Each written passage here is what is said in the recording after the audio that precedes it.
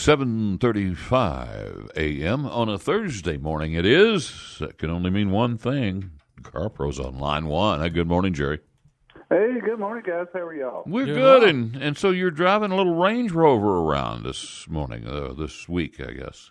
Yes, and sometimes I get cars that just absolutely make no sense whatsoever, and this is one of those. But Why?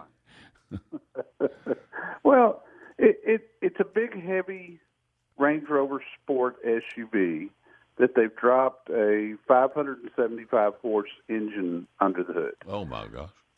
And this thing, 0 to 60, even weighing over 5,000 pounds, 0 to 60 is just over 4 seconds, and top speed, which they electronically controlled, is 176 miles an hour. Good grief!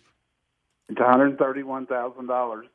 I mean, like I say, it really makes no sense, but at the same time, it's a ton of fun. Well, Special edition. It's a special edition that, there's not going to be a lot of them sold, especially at that price. You know what's funny is the Range Rover is a prestige vehicle, is it not? It is. But I tell you one thing about a Range Rover, it's extremely capable off-road. This thing it'll adjust itself in ways that you can't believe. You can adjust the height of the vehicle constantly, but then if it senses that even at the maximum height it's not enough, it can raise itself another foot. Now, you can't do it as a driver, but the vehicle itself will raise itself another foot if it's needed. There's a lot of engineering in a Range Rover, so much more than you can see. But now they've really found some nice styling, and now they're starting to get into the high horsepower vehicles. The most popular Range Rover Sport that's sold is the one that I bought last year, actually. It's got 518 horses, which isn't bad at all, but this 575 takes it to another level. Now, I'm looking. Now, first off, I was in Nashville, and when I got your email, and I was talking to some. Well, you know what? It wasn't even your email. I saw it on your Twitter as you tweeted it. Monday or so? Yeah. Monday. And I was talking to some of my family there, and they were like, "Man, that just doesn't make sense in a Range Rover." They'd never heard of such. They're like, they're supposed to be low horsepower and like high torque or something, and they're supposed to be good for going places. And they are, but this particular model is one that if you wanted to go off road, you certainly could. But if you wanted to put it out on a track and see what it would do, you could certainly do that too. It's kind of a nice mixture, actually. I think that price puts it out of reach of even the majority of the luxury SUV buyers. That's getting up there. Yeah, but when you think about it compared to other cars that are in the 575 or let's say 500 to 700 horsepower vehicles, it's actually not that bad. No, it's not. If you were looking at a Mercedes AMG, for instance, a large SUV, it would be closer to $200,000. And I, as much as I like Mercedes, I think Range Rover interiors are actually a lot nicer. Range Rover knocks it out of the park with their interiors. They do a fantastic job. That's one of the reasons I've had 6 or 7 of them in a row. That's funny because I know that you've been in the car business, and I had a man in the used car business that told me, it's been a few months ago, we were talking about cars, and he said he would not have a Range Rover, wouldn't buy one. He said they're the sorriest car made. Well, he's living way in the past then.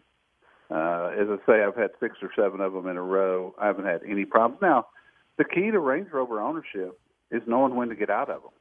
And I won't keep one past 50,000 miles, even though I think today they're much better. But typically I find people because people say that to me all the time, Range Rover quality is horrible. I go, have you ever owned one? No. Oh, so you heard that. And typically when somebody says to me today, I heard that, that means they've been online reading something on the internet, which may or may not be true.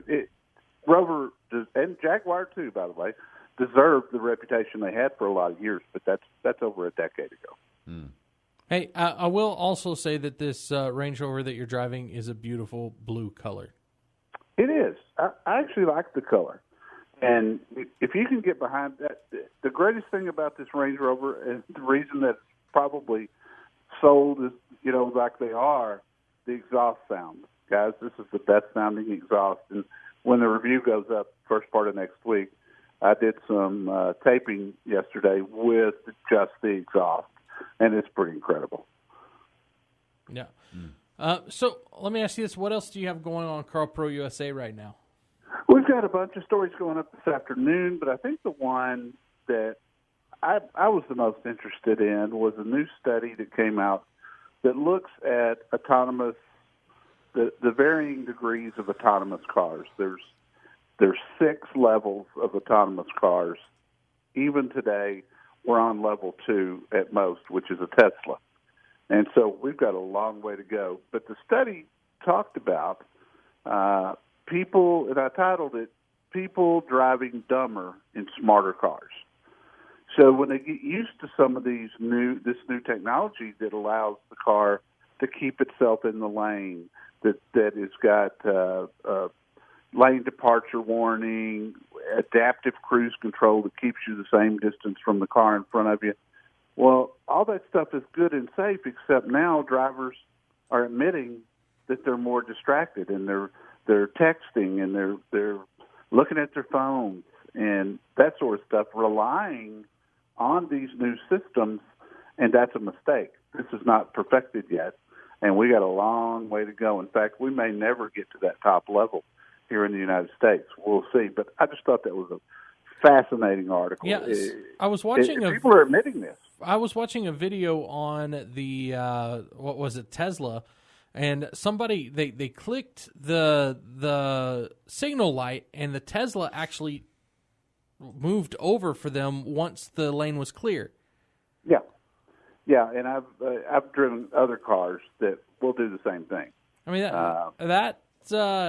is that not the height of laziness here? I mean, I don't know.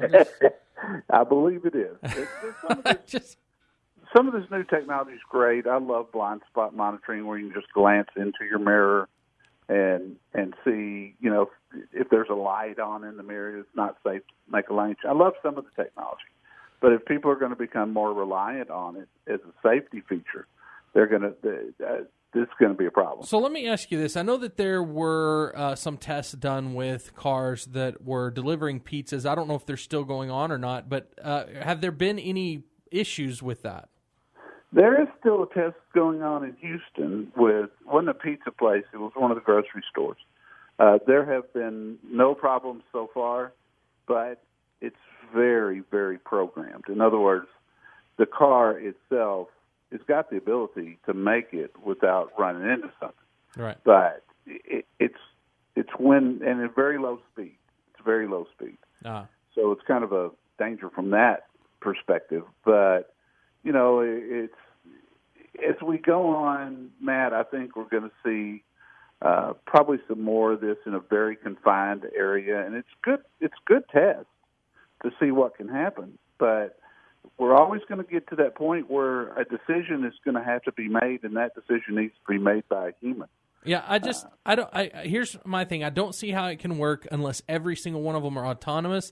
You have all these brand new cars and throw, let's say, a 68 Mustang in there, and you're just not going to be able to talk. And I mean, they're going to have to communicate with each other and know what each other's doing for it to be 100% autonomous. Oh, no question about it. I mean, it's a train. You're essentially buying a car to a train.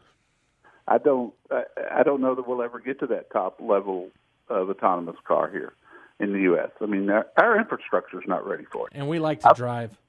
I do too, and I've been in cars that were driving themselves, keeping themselves in the lane, and suddenly the stripes on the freeway fade out, and now it doesn't know what to do. Yeah.